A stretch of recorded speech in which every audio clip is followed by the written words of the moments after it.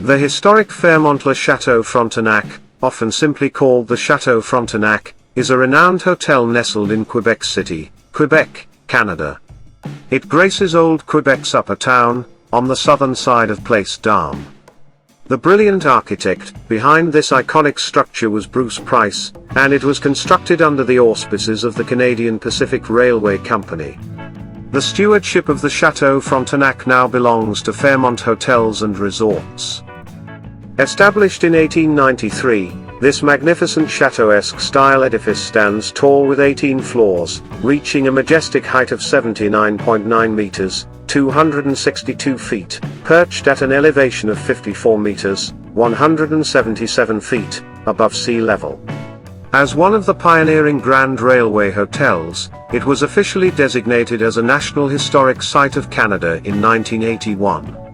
The hotel has witnessed several expansions, with the most recent major one occurring in 1993. You'll find the Château Frontenac at 1, Rue des Carrières, perched on the eastern edge of old Quebec's upper town, majestically placed on the Quebec promontory, which extends into the St. Lawrence River.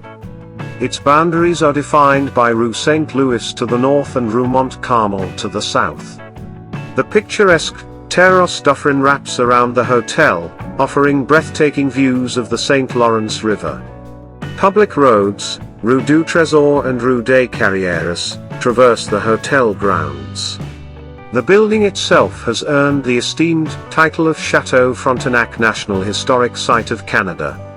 This entire area was recognized as a National Historic Site in January 1981. Positioned near the edge of the Quebec promontory, the Château Frontenac is in proximity to several historical gems in old Quebec's upper town. To the northeast lies the Ursulines Monastery of Quebec, founded in the 17th century, and another National Historic Site of Canada. To the south, you'll find the Plains of Abraham, a historic area within the Battlefields Park and the site of the Battle of the Plains of Abraham. Further south is the Citadel of Quebec, perched atop Cap Diamant, a high point on the promontory, which serves as an active military installation and a secondary official residence for the Canadian monarch and the Governor-General of Canada. East of the hotel is the Terrasse Dufferin, with old Quebec's lower town directly below. Interestingly, the Château Frontenac wasn't the first hotel on this site. The initial hotel, known as the Château Haldimand, was constructed during the 1780s and was named after the governor of Quebec who ordered its creation. However, it was later demolished, to make way for the magnificent hotel we see today. Designed in the chateau-esque architectural style, the Château Frontenac boasts steeply pitched roofs, circular and polygonal towers, and elaborate gables and dormers. As one of Canada's Grand Railway hotels built by the Canadian Pacific Railway, its chateau-esque style served as a model for other Grand Railway hotels constructed in Canada during the late 19th to early 20th century. The central tower design draws inspiration from medieval chateaux in France's Loire Valley. Chateau-esque elements include its asymmetrical profile, massive towers, ornate gables and dormers, and tall chimneys. The exterior features grey stone ashlar at the base, steel framing, and Glenboig brick cladding. Inside, you'll find mahogany paneling, marble staircases, carved stone, wrought iron, and glass roundels.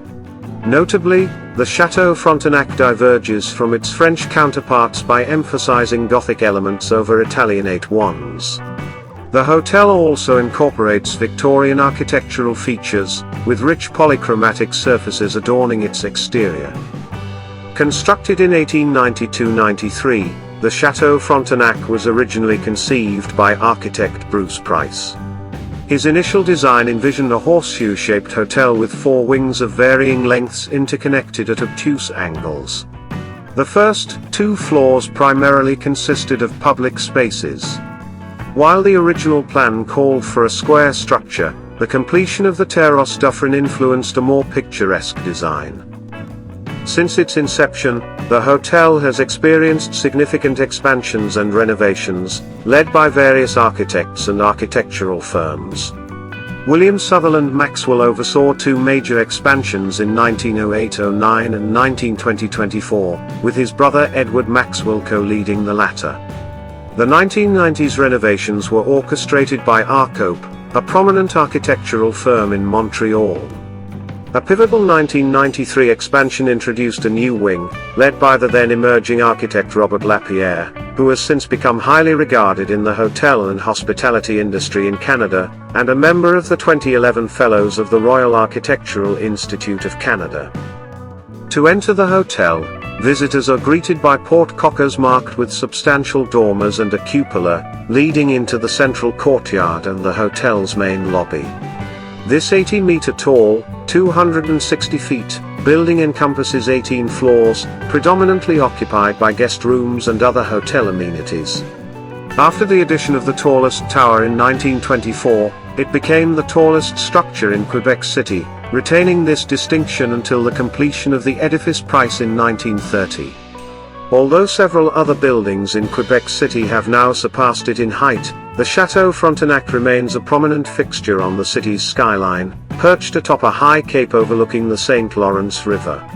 Facilities at the Château Frontenac include 610 guest rooms and suites spread throughout the hotel. 8 executive suites have been transformed into themed rooms in honor of notable heads of state and government who have graced the hotel. These include the Trudeau Suite, named after Canadian Prime Ministers Pierre Elliott Trudeau and Justin Trudeau, the Churchill Suite, the Roosevelt Suite, the Charles de Gaulle Suite, and the Elizabeth II Suite, among others. Additional suites pay homage to Alfred Hitchcock, William Cornelius Van Horn, the second president of the Canadian Pacific Railway, and Celine Dion, with the Celine Dion Heritage Suite boasting an Art Deco style and decor inspired by Dion's family photographer. The Château Frontenac also houses several restaurants and dining options. As of 2018, the hotel features 3 dining establishments, 1,608 wine and cheese bar, Bistro La Sam, and Champlain.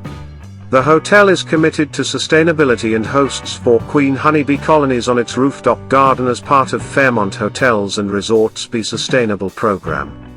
These bees produce honey used in the hotel's restaurants, with nearly 70,000 honeybees producing 295 kilograms, 650 pounds, of honey annually. The hotel's rooftop apiary also supports pollinators.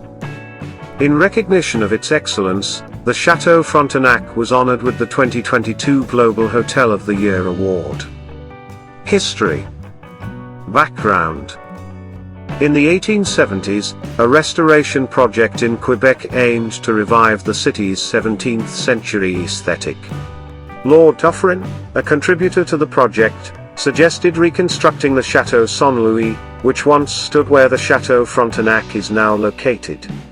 However, it was transformed into a grand hotel instead to attract elite tourism to the area. Businessmen from Toronto and Montreal with ties to the Canadian Pacific Railway took charge of the venture when financing for the construction fell through.